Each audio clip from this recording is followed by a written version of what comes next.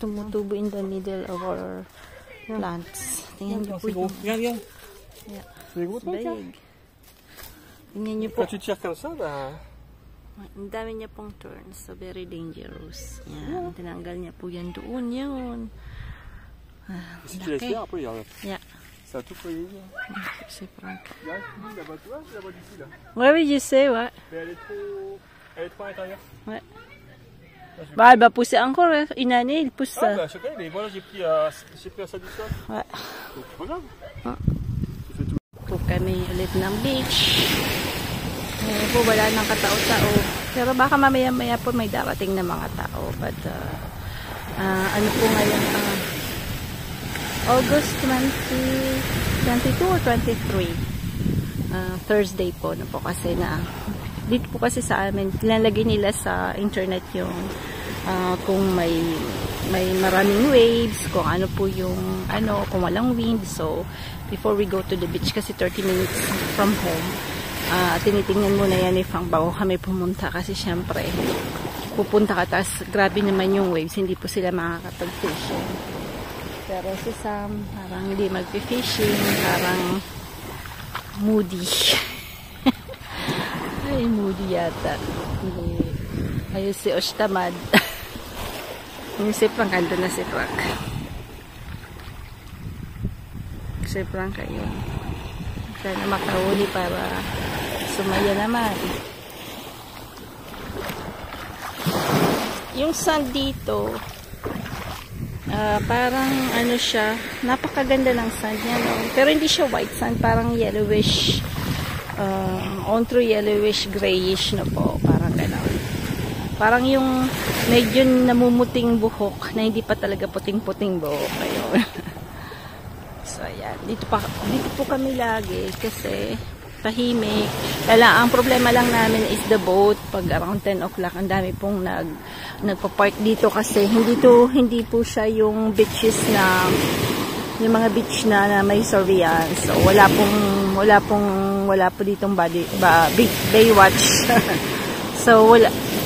Sabi nung friend namin, yung kasi ni Frank, na dito nakatira sa lugar na to. And ano din po siya, mahilig din siya sa mga sa dagat or something. He knows a lot of things happening in the village na po.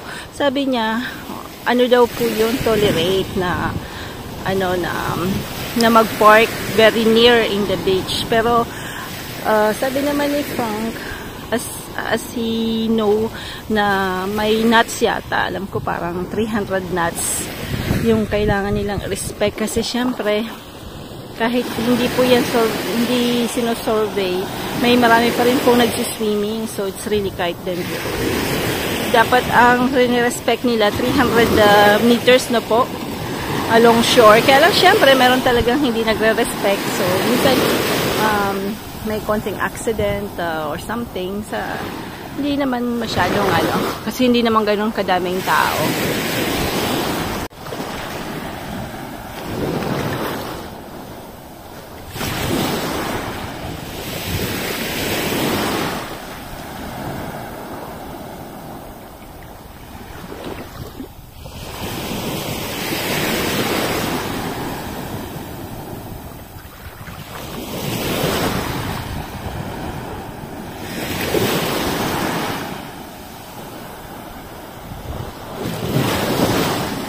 Dagat. Sarapan na. Magsiswimming na po ako kasi mamaya marami na pong magpapark ng boat at medyo maamoy yung gasolina. So, galangoy na tayo. Yan. Happy beaching. Yung mga lahat na may sa beach. Yan. Enjoy. Masarap pong lumangoy.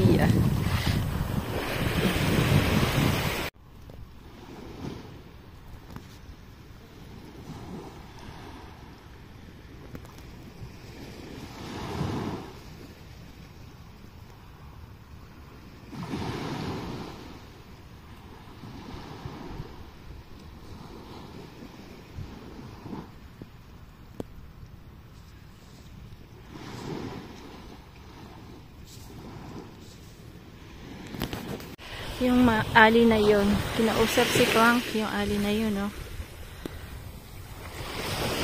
siguro ano po siya yung, alam mo naman dito maraming mga protection, something. So, pero hindi niya nakita kanina po. Tinanggal na po nila yung harang doon na parang protection sa mga birds. Ayan. So, pwede na pong pumunta doon. Ayan. Okay, dito. Wow. It's dangerous road for a fisherman, ha? Ayan. Dangerous road.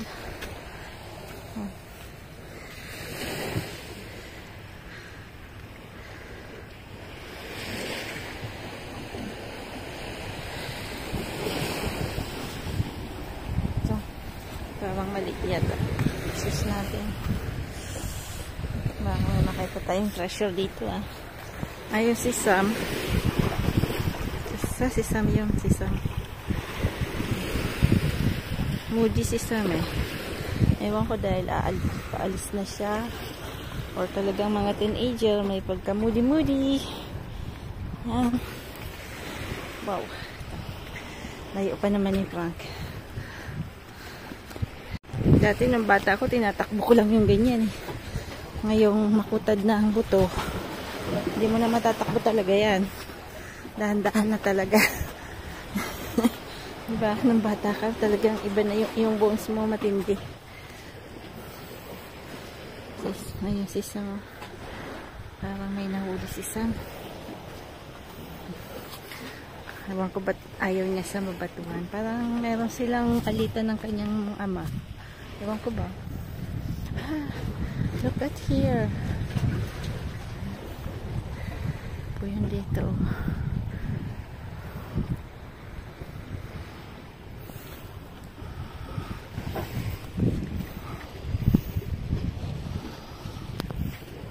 Kaya natin si Frankie. Kabilang side. Yan. Marami ding nagpi-fishing dyan. Tapos doon sa kabilang side, normally surfing siya, no po. Ayun yung protected area. Pero tinanggal na nila yung mga ano po, yung harang, no. So I don't think it's still room. Parang siguro may period lang pagka nag-reproduction ng mga birds. Protection, parang may time limit lang na parang talagang ayaw nilang yung mga tao i-franchise yung lugar na yon. But ayan, ito po yung kabilang side, left side ng beach na to. So, although it's summer, pero walang gaano ng tao na po.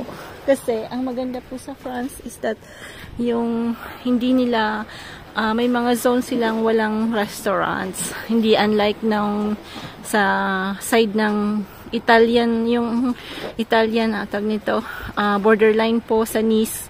Doon po masyadong more on restaurants. So, hindi na siya masyado na pong privatized. Pero dito po sa near Spain borderline na po, ang very vast po yung mga sea lines dito. So, maganda po talagang i-visit. Yung talagang gustong pumunta na more on parang ano pa talaga nature, no? So, ang dami pong ganyan dito. Yung talagang mag-enjoy ka kasi hindi gaanong maraming tao, hindi masyadong crowded. Then after, when you pass by yung frontline ng France, sa side naman ng ng Spain, more on naman po siya, maraming tao, maraming restaurants by side ng beaches. So you have choices po. Yung Rosas, yun, marami pong tao doon. So when you like restaurants, pag may mga po kayo, mga tawag nito, mga kasamahan nyo ay mga teenagers, they like to, hindi naman teenagers yung mga mga nasa 20s na, they like discotheque, yun, magandang puntahan yun. Pero pag gusto nyo po nature, yung may laking may iba tayo, may ang laki pong pag nito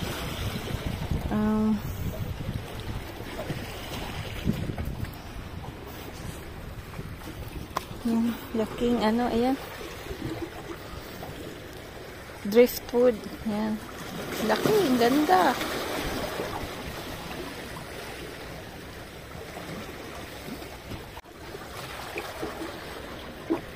Driftwood. Nasa reunion po ako. Kinokollect ko po yung mga ang gagandang driftwood na po. Minsan, tingnan nyo po yung mga nandyan. Minsan may treasure din kayo makukuha niya, no? Na anod ng dagat na po. So, tingnan nyo lang yung mga butas-butas na yan. Baka may treasure. Tapos dito, maraming mga shells. Ayan. Ito yung pinangingisdaan nila. Yan, saan kayo dadaan ito? Nanandaan. Anak ng pating.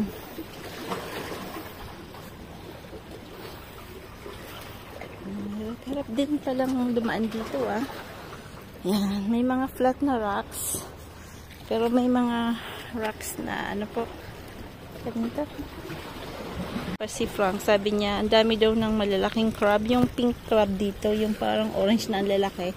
Tawag nila po ay tortu. But here, wala na.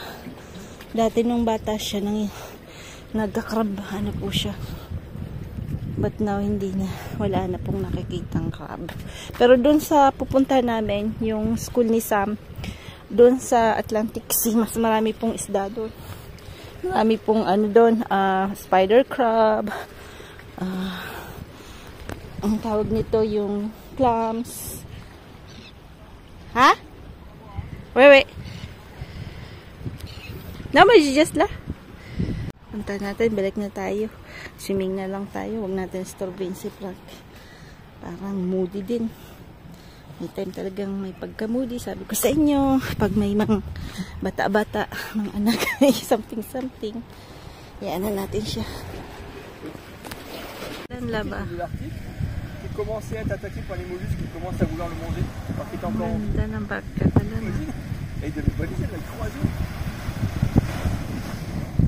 C'est pour ça que le bateau en Sicile, ils espéraient peut-être retrouver des gens parce que le Wally là. Et du coup, la fille du milliardaire il est mort. Du coup, la femme elle est riche maintenant. C'est lesquels? Il est mort. Et la fille aussi elle est morte, non? Ouais. Pagod si Sam. Si Osh. Alis na po si Osh ng Friday, next Friday.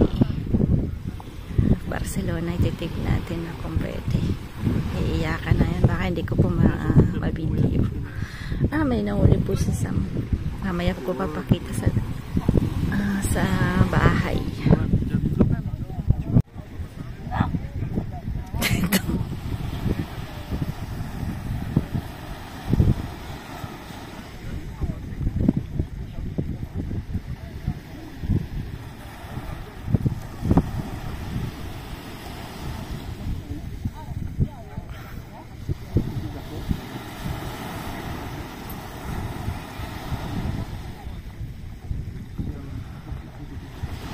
Po yung lutuan ko na ito.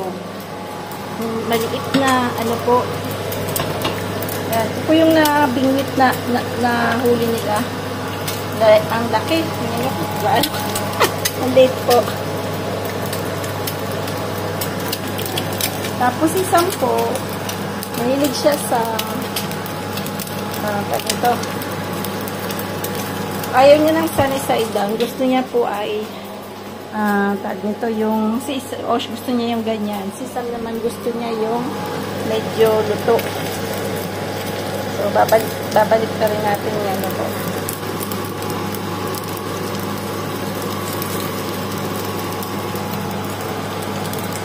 Ito po yung kawali niya na sobrang liit.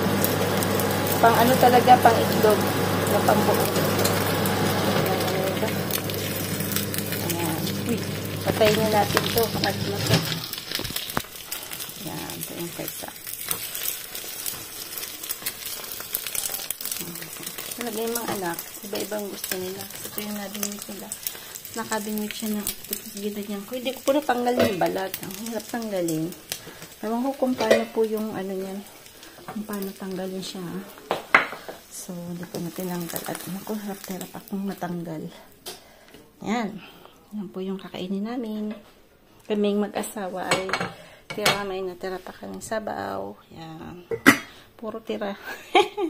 Dito sa side na to. Yan, dito po. Inawalisan ko ng konti. Kasi, yan, yun po yung problema. Yung mga damo, kahit hindi maulan, madamo pa din. Mga damo tuloy buhay na buhay. Ayan. Kamote. Nagparakanap tabaga. Ayan, so. Ito kasi may roses dito. Tingnan nyo po, pangit. Pero very old roses na po to. So sa tingin ko kulang talaga la siya sa tubig kasi yung ano po dito, yung lupa dahil sa hindi umuulan parang semento. So kailangan kalikayin para pumasok po yung tubig sa loob. Yan. Tapos kung napansin niyo po maraming mint. Yung mint po kasi ano po siya yung mga rats hindi po pupunta kasi isa siya sa mga ano po parang maganda rin sa garden kaya lang ano po siya invasive po siya, mabilis po siyang dumami pero maganda po siyang gawing mojito. Hindi naman sa alcoholica dahil mojito na may mojito naman po na without alcohol. Yon, kami ganun ginagawa ko sa mga bata kasi maganda po yan sa stomach, panlinis ng ano pagka yung parang tingin nyo masakit yung tiyan nyo, parang mahangin po, kain po lang kayo ng isang ganyan kasi maganda po siya, maganda po siya sa katawan natin. So ako po yung garden ko po, I mean pag napansin nyo po, I love ornamental plants. Dami ko pong may mga bonsai din po ako, bougainvillea, and at the same time I like very much vegetables din po. Talagang sariling kayod lang po yan kasi tinutulungan din ako ni Frank pero yung talagang everyday na ang paglilinis dito ako lang po mag-isa. So yung mga big thing lang, yung pag mga ganyan maglalagay ng ganyan, tinutulungan niya po ako. Pero pag yung mga awot-awot, pag gabi-gabi ako lang po mag-isa dito yung ginagawa ko. Yung quite rare pong nag-ask ako sa kanya kasi siya naman po yung pagkakat ng mga ano po, ng mga yan, ng mga small trees na yan po. So sa kanya po yan, tapos everyday ang dito po kasi sa France ang daming paperworks. So ako po wala ko, zero alam ako sa paperworks. So siya lahat po yung nag-manage ng mga bills, paperwork. So ang dami-dami po, lalo na pag may mga estudyante po kayo, no? So, yan. Balik po tayo dito sa mapapaba na naman ang daldal ko. Mabalik tayo sa garden. So, you can see, maganda rin po sa isang garden yung may aromatics po kayo. So, it's either basilic, mint. Yan. Yan po, basilic yan. So, when you do fish, ganyan, pasta. So, yan po yung mint. Then, after you have some celery. Ako po, laging may celery. Kasi lagi ko po siyang ginagamit sa pag nagbula-bola, pag nagpapansit na po. So, yan, may celery po ako, may parsley ako, but yung parsley hindi siya during summer, medyo malungkot siya kasi medyo ano siya, winter na plant na po. Mas maganda po siya pag winter. Tapos mayroon po ako na sibulet ang tawag dito, yung parang maliliit na onions, sibulino sa atin, yan. So, pagka ano po kayo, yung fried rice, ganon. So, yun po yung mga hindi nawawala sa garden ko, yung mga aromatics po, no? Kasi pagka dito po sa amin, pag bibili kayo, mahal din. Tas lalo na medyo hindi kami masyado sa capital, no? Hindi kami masyadong city. So, minsan wala. So, ay see to eat na meron po ako niyan sa garden. So, yun po yung mga small advices ko na pag may small garden po kayo, dapat meron po kayong mga aromatic plants na po. So, tingnan nyo po. Ako dito sa France, you can see may kangkong po ako. So, akala nyo po yung kangkong sa ano lang siya, sa may tubig, no? Pag may pan ka, no? Tingnan nyo po, yun. May ano lang po siya, dapat madilig lang. Mahilig po sila sa tubig, so kailangan didiligan nyo po. Tapos yung ano nyo po is rich, yung soil nyo po, no? So, sa Pinas naman, mabilis lang. So, ibig sabihin, all year round, kung mayroon po kayong maliit na garden, you can put that in your garden para hindi na po kayo bibili. Kasi alam po, mahal na rin, I remember 30 pesos, 20 pesos na rin yung isang buntol na before, nung dati po akong nakatira sa Pilipinas, it's only 2 pesos nung that time ko, nung dalagita pa akong pag namamalengke. So, mahal na rin, I mean, if you can have that in your garden sa Pinas, you can really save some money. Pati yung talbos ng kamote, tingnan nyo po. Ako may talbos ng kamote, kaya lang sadly, mamamatay po sila during winter. So, yung mga small things na pwede. Kalabasa, medyo you need medyo malaking lupa kasi umaano po siya, nagka-crowded. Tapos, yung tag nito, yung kamote, pwede naman tinatanim lang sa sako to So, you can put that in sako. Tapos may sili, pag mahilig po kayo sa sili, yung kamatis, tingnan nyo po yung kamatis dito, ang ganda. So, alaga lang po talaga. Hindi pa pwedeng sabihin you're a green thumb. Kasi yung halaman po, it's like you need to take care of them. Yun. So, pag nakita nyo pong madilaw-dilaw na, yung mga down, tanggalin nyo na po yun kasi sakit yun. So, ayan po mga small advices ko lang na natutunan ko din sa paghahalaman. Tapos ito mga buto lang po ito ng celery na nabili, ng bell pepper na po. Yung bell pepper na nabili ko, ang laki-laki. Kinuha ko po yung seeds. Kulay, po siya, yung mga kulay dilaw, kulay pula na po. So, yan. So, tinanim ko lang yan sa seeds na kinuha ko sa binili ko. So, usually, ganun po yung bibili ko. Ako lang po, normally, kinukuha ko lang yung mga seeds at nagiging sili na po. Yan, nagiging halaman na sila na po. So, ayan, parang hindi na po kayo bibili ng binhidin, po, yung mga bell pepper, sili. Pwede niyo pong kuhanin yung nabili niyo sa palengke na magulang na. Ito, ganun din yung kamatis. Ano lang to po, buto lang ng kamatis na kinain. So, ibig sabihin talagang po pwede pong yung ganun. Ayan. May sitaw din ako doon. So, yun pa yung mga pwedeng itanim nyo. Tapos, kami dito by September, tatanim po ako ng mustasa. Kasi yung mustasa ko mas maganda pag pa-winter na po. Ayan. So, meron din po akong, ito kaya lang may sakit, yung rosemary ko. Buti na lang po nakapagawa ko ng maliit na plant. So, ewan ko kung bakit namatay siya. Siguro may langgam or something. Minsan yun po kasi. So, we'll see you talagang, kasi normally, mahilig siya sa mainit, but I don't know ba't namatay siya. So, ayan. Ayan na po yung mga sili. Yan po yung sinave natin na naalala nyo po yung mga naunang mga ngayon pa lang po nanood. Yan po yung mga linagay ko, binugbog ka lang po sa paso. Tapos nung paalis po kami, minadali ko pong tinanim dito. Yan, mga nyo po ngayon.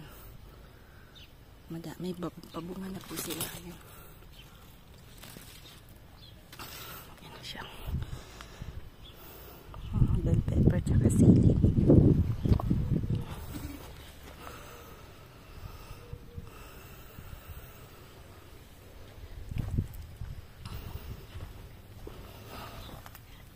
Sili. Paanan lang po, no? Yan lang po. Huwag yung pati dahon. Paanan lang po talaga, ha? Puro paanan lang. Yan. Ang basain nyo po yan. Ganyan po yung pagdidilig ko. Ayan. Lang, paanan lang. Inahayaan ko lang yan na matagos-tagos. Yan, babalikan ko na lang yan. Barbecue ulit kami. Mas. Yan, walang gaano. Mausok. Ay, papakita ko pala sa inyo yung isang kalabasa dito sa, ayan. Yan. Dito. Ayan, daming piece. Yan. Tapos may isa pa. Ayan doon. Ewan ko kung matutuloy yun. Yan. Pero itutuloy na to. Umusok.